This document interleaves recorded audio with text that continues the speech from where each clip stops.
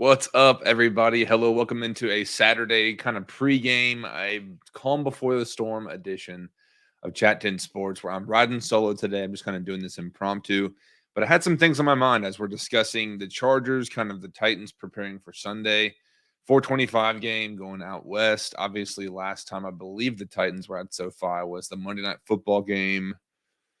Was it last year? Good Lord, it feels like a decade ago. But all that to say, this team on both sides, the Chargers and the Titans, are both reeling with injuries. They've not gotten Derwin James back. I think he was limited participation in practice. Obviously, Joey Bosa, he's not coming back, which is a blessing. I hope I'm reporting that correctly or saying that correctly. But as of yesterday, actually, as of today around noon, Jim Wyatt released from the TennesseeTitans.com stating that a flurry of roster moves were made ahead of the Chargers, But Julius Chestnut has been signed to their 53-man roster from their practice squad, as well as Devontae Harris and Jordan Roos. So a running back, defensive back, and guard, I'm sure all areas of need, given Dontrell Hilliard, which is a part of this news as well, has been moved to IR, as well as CJ Board, the receiver who suffered a rib injury against the Eagles. And sometimes I'm sitting here like, who? Who is CJ Board? But anyways, the Titans activated one player from injured reserve, which was Lonnie Johnson. So that means this week there's no Zach Cunningham. And obviously, David Long Jr. is out. The injury list just continues to, good Lord. It's a novel at this point. It's like Lord of the Rings, All these reporters out here are somewhat J.R.R. Tolkien writing their own continued sagas and installations of how this team just cannot stay healthy. And it's been a conversation, pulling up the injury report here from, let's see, updated to week 15. Can't believe we're in week 15 already. But as I said, CJ Board, Traylon Burks, Christian Fulton, Dontrell Hilliard, again, put to IR. Hilliard was by himself. I think doubtful for Robert Woods, Nate Davis, Derrick Henry. Let's see here. It's not injury related, but did not practice Thursday. And FP. Let's see what FP. He was a full participant, so I'm guessing Henry's going. So Woods, Davis, Henry are all go. Ben Jones, Terrence Mitchell, Jeff Simmons, Tannehill, Hassan Hassick. So Amani Hooker is going to be out. Trey Avery out. Danico Autry is out as well. And the four I mentioned at the beginning. For the Chargers, let's see. Bryce Callahan, cornerback, is going to be questionable. Sebastian Joseph Day, defensive tackle, questionable. Trey Pipkins, questionable as well. But Zion Johnson, Jamari Saylor, and Mike Williams, receiver, whom I think we're going to get to know very well on Sunday, because I think they're going to be spreading the ball out a lot against this secondary, as other teams have. Obviously, Danico Autry not coming back. Zach Callahan, man, it's been bad. And we're here. It's worse, because I feel this team more than ever needs all the players that they can get back. That was the one thing I was kind of hoping to see, and hoping for the outcome of this game. Hate to be a Debbie Downer, but it's one of those things that the injuries just stack up and pile up, and it's hard for me to sit here and be optimistic and realistic, even as a fan, just saying, what can we do? Obviously, Henry and Tannehill going, Ben Jones for the offensive line.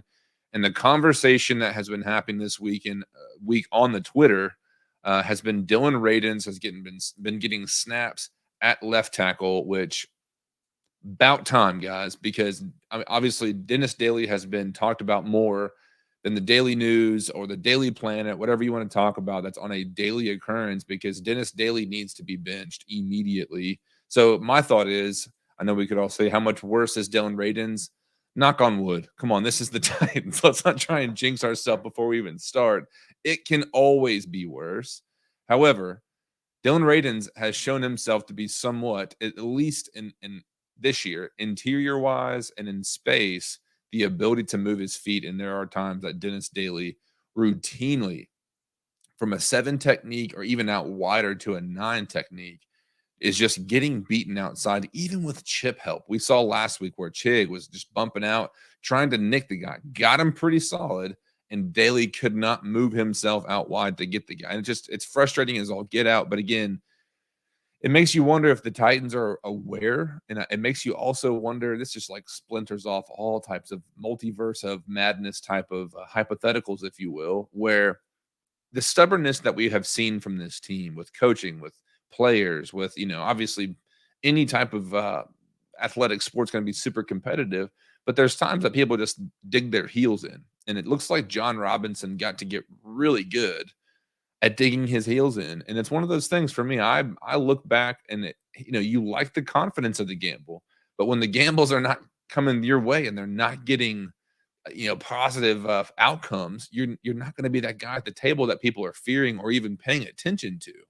Which is again why I think Amy Adams Strunk made the move that she did this week, or excuse me, a couple weeks ago now. But it leads me to the pick with the whole injury conversation, and something that on A to Z Sports this last Friday was in there chatting with those guys and talking about how the injury bug is for sure a strength and conditioning issue, 100%. However, it is also an issue of scouting when players like Jeff Simmons come through and they are, you know, signed, steel delivered as far as would have been a top 5 pick had he not gotten injured. Jeff Simmons comes through, the Titans land him, and he's been extravagant ever since. Now, John Robinson, again, getting cocky, going back to looking like Caleb Farley, pre-existing back injury. We've had other players that either the scouting department hasn't foreseen issues or are legitimately just getting hurt, but the bodies stack up.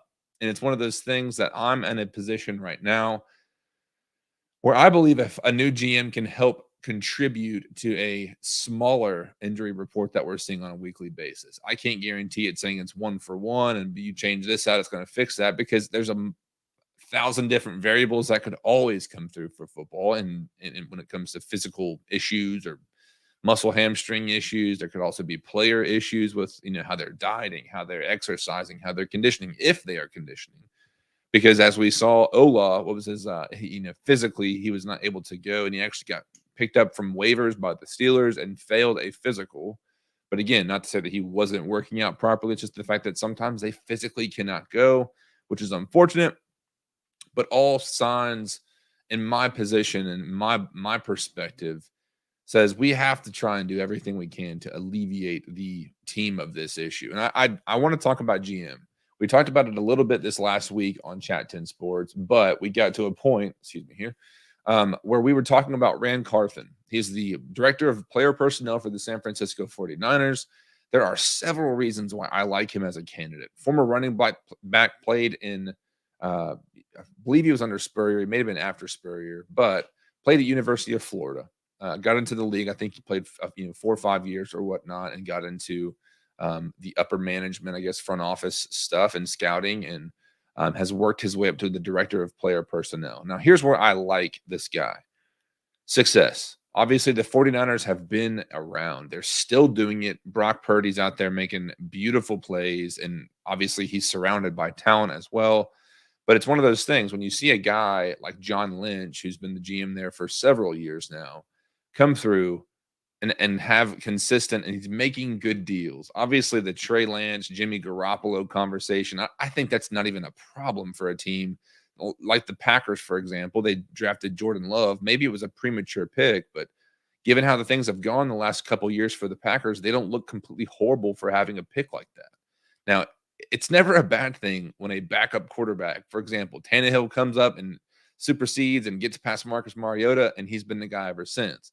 For Jimmy G to have gotten traded by the Patriots, excuse me, to the 49ers, he's been there, he's been reliable, and even now, still people are out here saying Jimmy G would be a guy worth looking at in free agency because he's got ability. And yes, the leg injury or whatnot happened. I think was it a broken leg? Man, I can't even tell you right now. But all that to say, Rand Carthen is a guy that I don't know if he's been interviewed and is going to be a top-notch candidate, but I think this gives the opportunity for the Titans to kind of have their pick of the litter of whichever candidates will be out there. They have time to do all their research until whatever window would be able to open up so they can interview anybody they would want, whether that's postseason, after playoffs and everything that happens. But they would be able to jump quick, know what the figures should be as far as what this guy could be worth annually, And you got to wonder too, this is an outside pick. So the other side of that conversation is wondering, is Mike Vrabel going to push for stretch, John Stryker to be that guy because he's talked about how at some point in the future he will be a successful GM. Is he going to be the project, and not that Stretch needs a project, but a great relationship there could be interesting. Obviously, that's a big what if with no, GM. I think he's more of I don't want to disrespect his position, but I don't know that he's in a scouting department with all the experience that someone like a Rand Carthon could have. But if I were to pick today outside of the Titans, and for good reason, I think this is a good thing about an outside choice as well, is you always have that relationship that's growing and building, but you can push back on each other to establish that. And sometimes when you have someone like a Mike Vrabel, who a GM in any capacity should be able to say, this is a guy that could win with literally nothing.